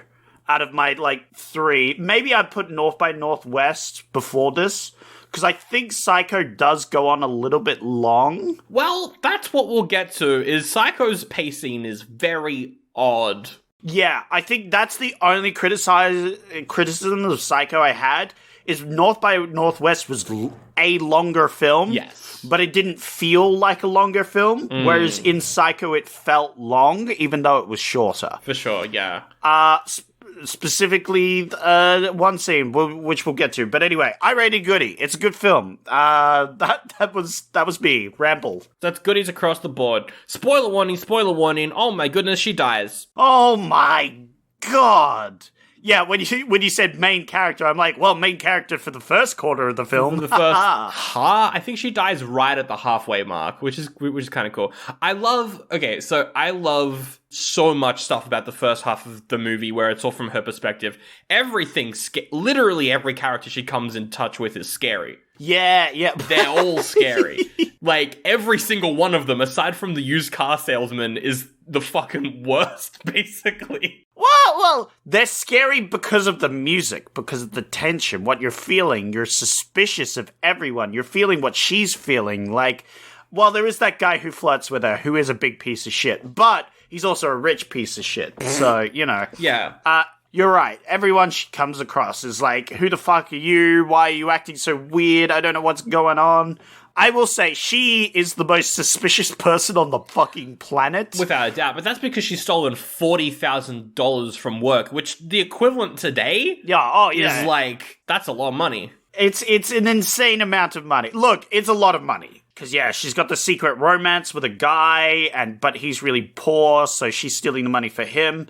But, she's, confronted by a cop, and she acts the most suspicious possible in front of the cop. And I'm just like, lady, if you just played it cool for 5 seconds, he would be gone. I don't know. The way that cop is framed is like, he's horrifying. He's like a fucking... He's like a lion, just waiting the entire time. It's very scary. Oh, absolutely. I think that's on purpose from her perspective, right? That's what they're trying to say, and it's done really well, which is great. But if you take a step back, you just go, if she had just gone, oh yeah, I'm cool, officer, have a nice day. I was just pulled over because I was sleepy. He'd be like, cool. You have a good one. I'm gonna go. I don't know. I feel like this cop would still probably follow her around. I feel like you're reading into this cop a lot. She was acting... from the get-go, she starts acting suspiciously. And the cop's there for a reason, right? He's like, there's a random car on the side of the road. Let me check it out. And then she starts acting as suspicious as possible. So he's like, well, I gotta figure out what the fuck she's up to. Some other technical stuff from the start of it as well. I like how we never get any backstory on her. Every exposition scene is just a man info dumping at her. That's literally every single exposition scene. Oh, right. Mansplaining. Yeah. Yeah, which is kind of cool. And then I also liked how when she goes to the hotel, she meets Norman Bates, she goes into his office. This was something that my partner brought up as well. His office is full of birds, and every single bird is angled to look at her. Which is, one, horrifying, but also, two, every bird that is in frame with him is a bird of prey. Every bird that's in frame with her is it's like a canary. What? That is the prey, which is pretty cool. I didn't notice that at all. That's great. The amount of fucking detail that went into this movie is insane. I did like that scene, because you could think he purposely turns all of them to look at the chair that he puts the guests in. Yeah. I mean, probably, because he's done this so many times before. Oh, absolutely, absolutely. It's so cool, because everything that happens to her at the start is really scary. Aside from the used car salesman, who is the chillest used car salesman I think I've ever seen in a movie. I like, he leads the conversation with, the first customer is always trouble. Don't give me any trouble. I don't want to deal with it. Anyway, what can I deal for you, you know? He was great. And he's like, hey, I could give you this for this, and this, you know? That'll be $700. $700. I see. Now you're going to argue with... Oh, nope, you don't want to argue with me. Okay, this is fucking weird. Again, she acts so suspiciously. She's very sus. It's true. Yeah. It is true. So she gets murdered. Ooh, big myrtle. By the way, a scene where we don't see any full frontal nudity, but like... No. It's like, this is... In the 60s, people were prudes back then. They allowed this on their cinemas. Yeah. And that's what I was going to say. For our standards, this is pretty tame, but, like, it's done really well where you have the stabbing. You don't see any stabbing into her. You just hear the screams, you see the stabs, and you see the blood. Yes. And that's it. I mean, it's the same as Texas Chainsaw Massacre. Like, you don't see anything. It's just all the sound and the implication of what's happening. Yeah. And it's done really well, I think, around that sort of, like, prudishness. You can't show stabbing and blood and gore and other things. Yeah. But, like, it's done in a way that it's very believable. Yeah, and that's all because of the special effects, Zach. Yes, which I think we all know why we're here. We're here to slurp up that delicious Hershey's sauce. That's right. Because this movie was filmed in black and white, because it was so low budget that they couldn't afford color. They used chocolate sauce for the blood, which is smart. Yeah. And I mean, that makes sense. It kind of has a rough consistency of it. And it splashes well into the water and stuff. It's great. It's very good. If you want to kill someone, just slather them in Hershey's. Yeah.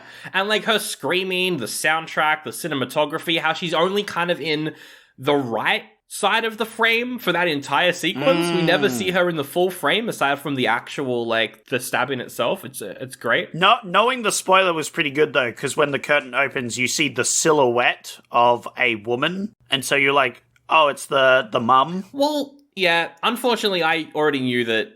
I didn't know that he was, like, I knew that he did the killing. I didn't know that the mum in the house was necessarily him. I'm like, that voice sounds weird and fake, and I think that's him. I don't know. Oh, okay. Interesting. Okay. I knew that he dresses up as the mum, and I knew that he does the killing. I didn't know necessarily that he's got another personality. Right, yeah. There wasn't another person that he was just pretending to be at the time. Yeah, which we'll get into that part. That's where the movie falls apart a little bit, but we'll get to that. What do you mean? Just the final 8 minutes of the movie where... What do you mean? That was the best part of the film!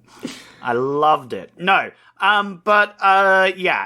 he does a quick murder on her. Yes. Quick stabby stab, jabby jab. And then disposes the car in, like, a tar pit that they have out back. Yeah, like, he goes through the whole room so methodically... just cleaning up, and it's like 10 minutes of the movie, and it's... That's where I'm gonna put my foot down. Oh, you didn't like that? I was like, that's great and all, but specifically for the bathroom, this could have been a minute and a half scene at most. Okay. And then we could have moved on with the fucking film. I get it. He's being methodical, alright?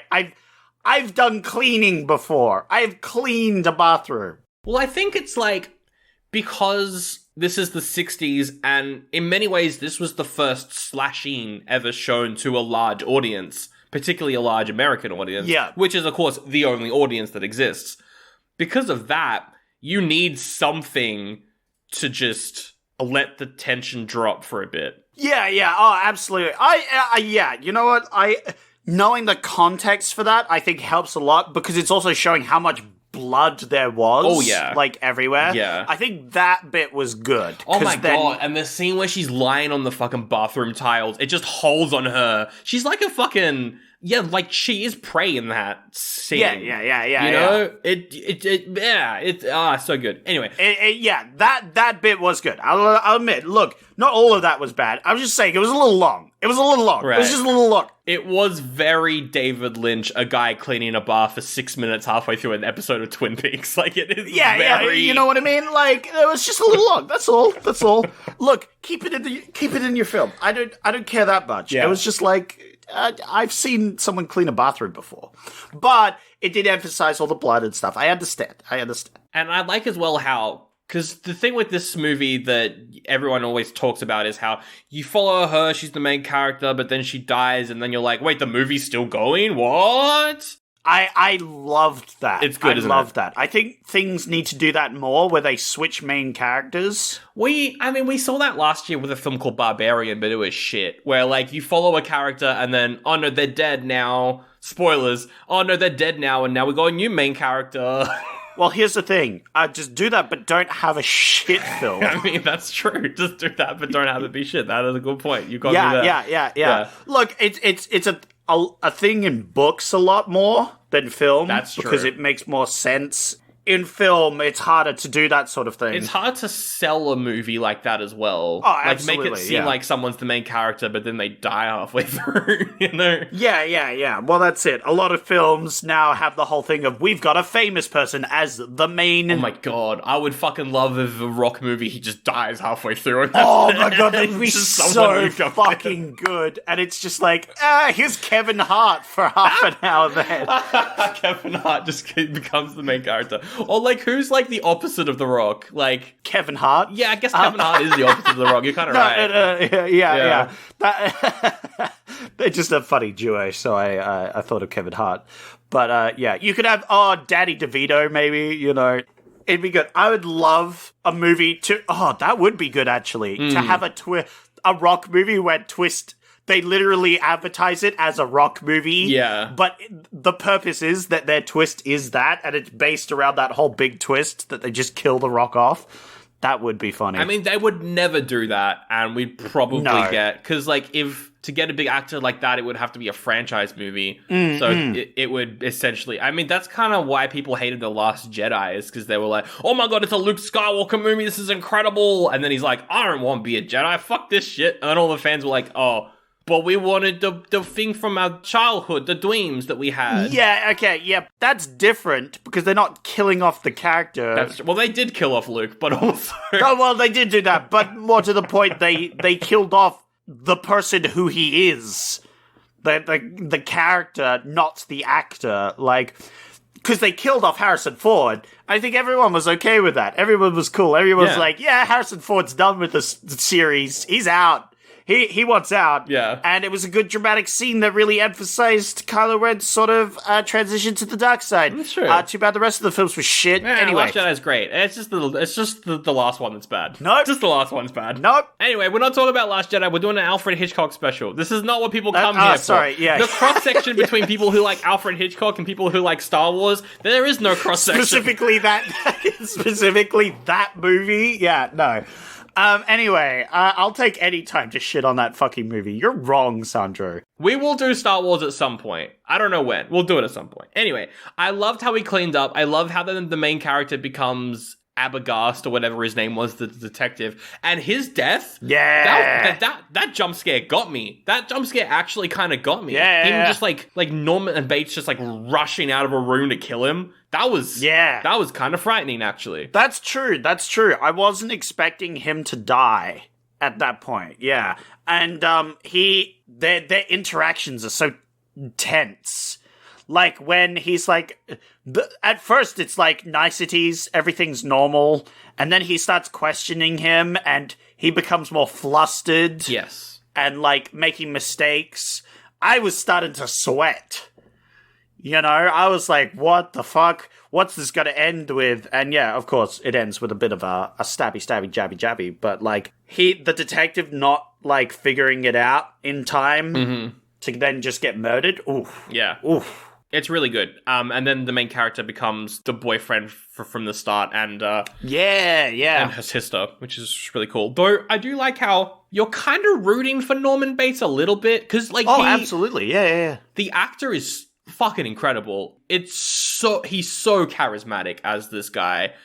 It's so good. Like you're kind of rooting for him, which by the way, in the 60s, rooting for a bad guy. Yeah. Again, it kind of pushes the boundary a little bit. They haven't done anything like that since. No. Since up until Endgame.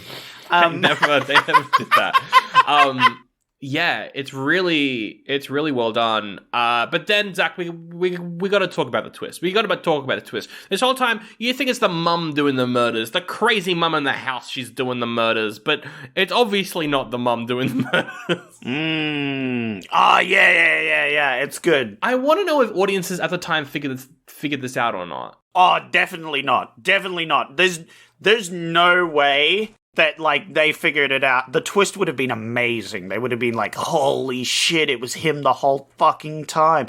Especially when they had that specific scene where he carries out her body. Yeah. Where he, like, argues with her and then carries out the body. You're like, oh, right, yeah. But then it's revealed, oh, wait, she's dead and he's it. And then it's, like, revealed, like, you see him and, like, the cross-dressing, and it's like, whoa, it was him the whole time. Which, okay, look, from a science perspective, this film is kind of this is not how it works. When they go into the psychiatric scene, and he's like explaining it all, yeah. When he's like, well, the trauma, he's got dissociative identity disorder. I'm like, this is not how any of this works. This is not at all correct. But also, it's the 60s, and they had no fucking idea what they were talking about. They were still lobotomizing people. They didn't quite understand it back then. Yeah. No. But my thing is, like, whenever... It's the same with the M. Night Shyamalan movie Split, which is the same sort of thing. He's got a bunch of different personalities. Even fucking Doom Patrol, one of the characters, Crazy Jane, has got a bunch. With movies and shows like that, I'm always like, well, it's a supernatural thing. It's not science-based. So I can kind of write it out a little bit, but... It is pretty fucking dumb how they explain it, because it just doesn't hold up at all. Yeah. But it's a cool twist. I think it's realistic for the time as what they would think is the problem, right? Yeah. And also, like, horror at the... Like, we saw it with the giant monster movies. Like, horror was rooted in science that they didn't actually know much about. Yeah, That's pretty much, because it was like, we vaguely know about the idea of this thing. This bit of the film is actually just sci-fi. I would agree, it is sci-fi. But it's a different science, it's psychiatric science, which unfortunately, back then, they didn't know much about. They had no idea what they were doing. So, like, you know. I do like how, and I'm interested in seeing how they tackle this in the sequels. There are sequels to this, we'll get to it in a bit. What? But, like, the idea that at the end of the movie, Norman Bates no longer exists, it's just the mum now? Just the mum has taken over his mind, which is interesting. That final shot, though, where he's grinning at the camera and then the skeleton comes in, that was cool. Yes, let them see the fly on my hand. You see... I wouldn't hurt a fly. And then his, like, smile, his psychotic smile. Holy shit. I was like, damn, he's a stone cold killer. Damn. That was awesome. It is very 80s B-movie cheesy shit at that point. Oh, yeah, it goes but that so was dumb. Awesome. But it's very, like, it's what we love about 80s B-movies, as we've done on this podcast for many years. Like, absolutely. It's cool. It is cool. But I like how it's his inner monologue, and you can just see how crazy he is. Because he's like, oh my god, I bet they're watching me. And it's like, no one's watching him. No one cares. But he's like doing this whole inner monologue thing where he doesn't swat a fly, which of course the cops wouldn't be noting how he doesn't swat a fly. But like in his inner monologue, it's like, yeah, I wouldn't swat this fly because, of course, I wouldn't hurt a fly. Ha ha ha ha ha. So yeah, that's Psycho. That is Psycho. Great stuff. It's great. It revolutionized the game, changed the game, made things good, and changed movies and made horror, which I love horror. It's so good, and this is a good movie. I like this. I think Psycho's a better film than North by Northwest, but like North by Northwest is like one of my preferred types of film. You know what I mean? Well, North by Northwest is like, it's just a blockbuster, whereas this has a bit more thought behind it, but also... Yeah, so I think Psycho's the better film overall, but, like, North by Northwest appeals to me in what it does, you know? Yeah. So I'd probably put them at a similar, and then put Psycho maybe a little bit above. But I did really love North by Northwest. Vertigo can suck it, though. Vertigo was the worst one out of all these, for sure. Vertigo was actually just a bad film. No, the first 40 minutes of Vertigo were good, and then it kind of shit the bed a bit. It was good. It was good. I'm joking. It was good. Like, I'm giving Vertigo a 4. I think I'm giving North by Northwest 4.5, and then a full 5 to Psycho is kind of what I'm doing. I'm giving Vertigo a 3.5. And North by Northwest and Psycho, both 4.5s, I think. If I was to pick one of them, I'd pick Psycho, obviously, better, but I did really like North by Northwest. Oh, one other thing to mention was a character in it is also called Loomis, which is Dr. Loomis in Halloween. They took the name from this. But then also in Scream, one of the characters' last names is Loomis, which is a reference to Halloween, which is a reference to Psycho. And then in Harry Potter, no. and then, yeah. In terms of the franchise, though, it did continue in the 80s. Obviously, they brought this back in the 80s. They did Psycho 2, which is actually adapted from a book which was written by the original author, which is pretty cool. And that one is apparently pretty good. It's Norman Bates comes out of prison 20-something years later and continues to fight with the mum personality and shit, which is, that one's apparently pretty good. I could see a film where it's just that actor struggling with his, like, psychotic episodes being a great film, just because that actor was so good. He's good, yeah. Well, yes, so he's in Psycho 2, and then he's also in Psycho 3 as well, which came out a few years later. No idea what that one's about. But I want to watch 2 and 3. I do want to watch them. Absolutely. It'd be fun. Then they did a Bates Motel TV film, which is a direct sequel to 1. They did that thing where they ignored 2 and 3 and then just went straight to 1. Ah, okay. Yeah. Interesting. But at that point, they had recast him, I think. Don't care. But then in Psycho 4, Zach... Ooh! They did a prequel. Ah, yes, I was wondering where the prequel was going to happen. But then, Zach, in 1998, they did a shot-by-shot remake of Psycho for no fucking reason. Why did they make this movie? Oh my god. Wait, shot by shot? Like, they just made the same film? Yes. Except, I think it's in color. Oh, okay. I could see color. But then you can't have the Hershey's chocolate sauce. Exactly. What are you doing? And then there is the Bates Hotel TV show, which is all about the mum and the dad, and the mum and the son, and they have a hotel, and it went for 5 seasons, and I think Lady Gaga's in it at some point. What? That's crazy. Yeah, anyway, there's a franchise. It is interesting how out of all of the Hitchcock movies, this one became a franchise, because this is the horror one, and all horror movies must have a bunch of useless franchise sequels. Yeah. Like, I could see North by Northwest getting, a franchise. Yeah. That could be good.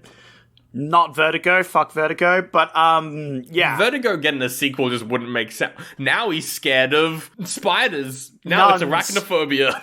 He's scared of nuns now. Oh, nuns now. Nuns killed his girlfriend, now he's scared of nuns. That's the whole episode, though. That's it. We're done. Although the void that I'm stuck in, no exit has appeared. Maybe you need to pick the next movie for the cycle to be completed so that we can leave the void. You just need to complete the story arc. You need to get off all those story beats for the podcast for the timeline to be complete. That makes sense. That makes perfect logical sense. Which I guess means that I should mention that if you like the show, you should follow us on Facebook and Instagram. Yes, that's part of the canon timeline. That's a canon event. You should review us on Apple Podcasts and Spotify if you haven't yet. That will help us release us from the void. Yeah, if you don't, you're ruining the timeline. Exactly. So. To help get us out of the void, subscribe to our YouTube and drop a comment on an episode. Yeah, and check out our Patreon. If you want us to escape the time zone, give us money. Go to patreon.com/oldie-but-a-goodie-pod, where up right now is the first episode of our October mega series on Troll. Oh my god, Troll! Troll was so good. I mean, or it could have been bad. I don't know. Maybe you need to check out the episode. We did Troll number 1, and coming out on Wednesday. First, we're going to review her, then we're going to review me. Oh my god! One of the best, worst movies of all time, patreon.com/oldie-but-a-goodie-pod. Plus, up there right now, if you're listening to this when it comes out, or after it comes out, because the post is still up there, head over to Patreon. There's a public post. It's a poll where you can help decide what we do on the show next year, because we don't know what to do. Yeah, what are we gonna do?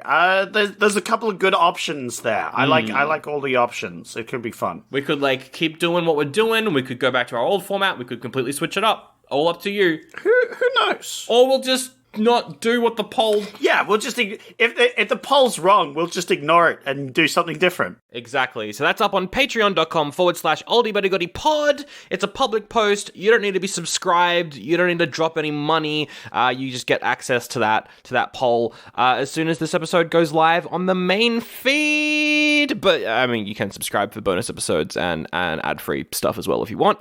Zach, you got to pick the next one so the void, the portal can open. Yeah. I need to pick the next week's film. So let me. And I mean, we just did Psycho from 1960, so I guess it's 1961. Also, Zach, I did kind of pick the Plan 9 from Outer Space, and then I also, in a bit of a hurry, picked everything we did on this episode, which was 3 movies. So if you want to pick the next 2 movies, I think that's fair. Oh yeah, I could do that if you want. Yeah. I'm not opposed to that. Yeah. Do you want me to pick both now, or just pick one this week and one next week? I reckon one this week, one next week. Yeah. That seems like a good idea.